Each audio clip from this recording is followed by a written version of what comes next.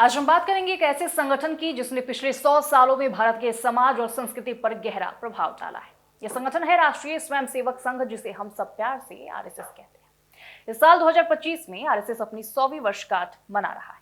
इस शताब्दी वर्ष का मतलब सिर्फ एक उत्सव नहीं, बल्कि ये उस सफर का जश्न है जो एक छोटे से संगठन से शुरू होकर देश के हर हिस्से में फैल चुका है। 1925 में जब आरएसएस की स्थापना हुई थी, तब भारत एक अलग दौर से गुजर रहा था। देश अभी तक ब्रिटिश राज की गिरफ्त में था।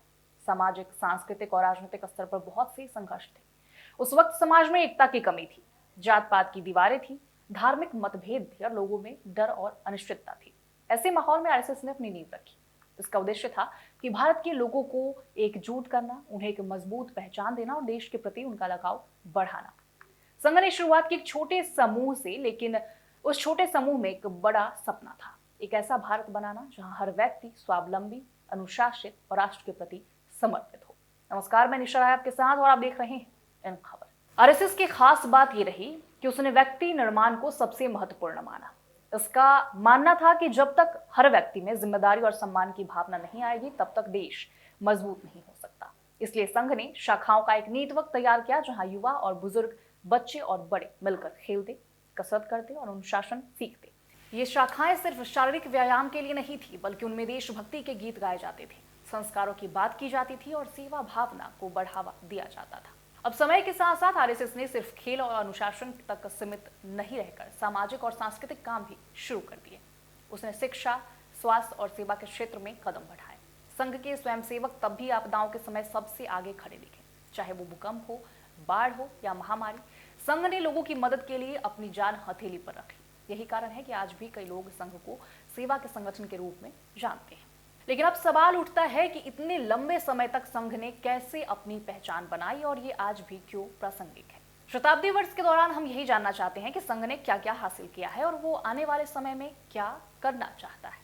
तो आपको बता दें कि शताब्दी वर्ष को लेकर संघ ने बड़े पैमाने पर तैयारियां की हैं। 2 अक्टूबर से लेकर अगले साल विजयदशमी तक संघ पूरे देश में हजारों कार्यक्रम आयोजित करेगा।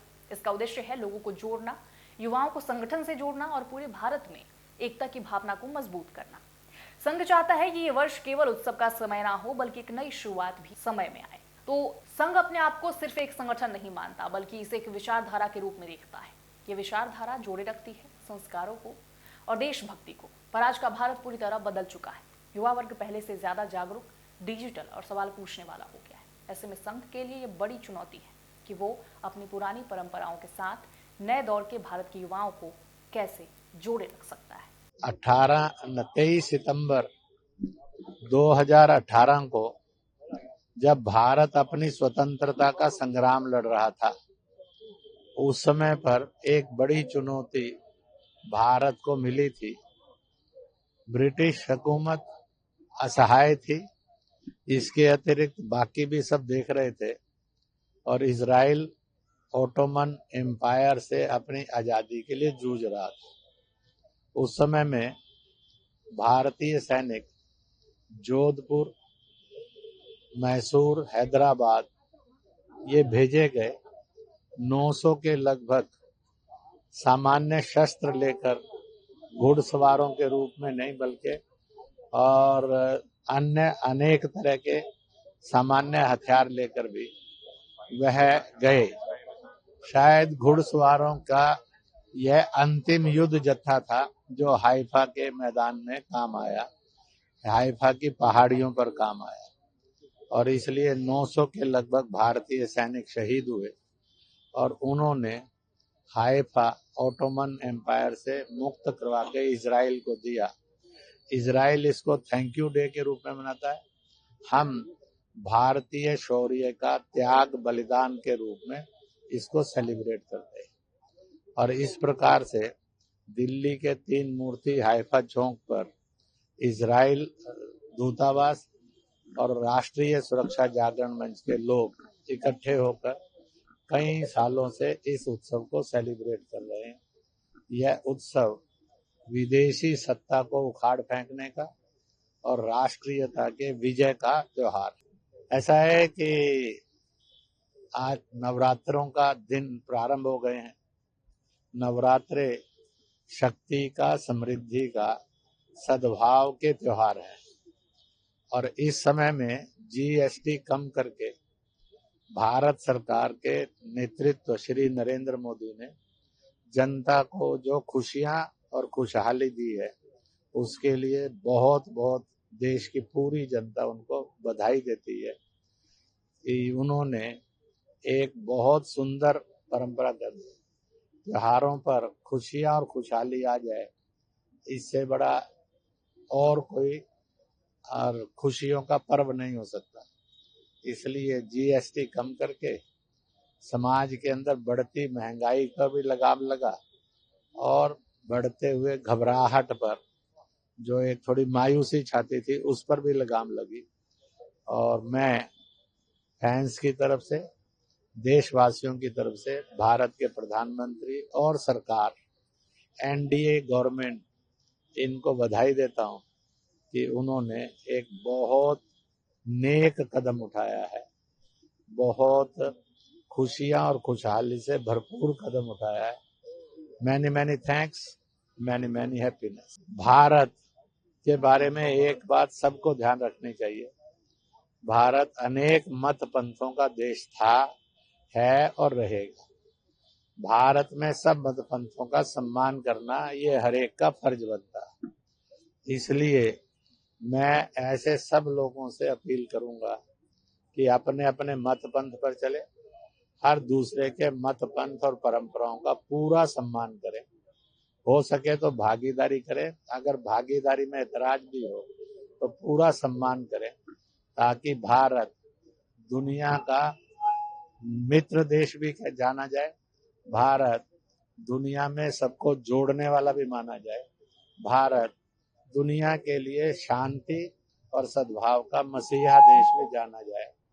इसलिए मैं यही कहूंगा, त्योहारों पर दंगा नहीं चाहिए, शांति, सद्भाव और भाईचारा चाहिए।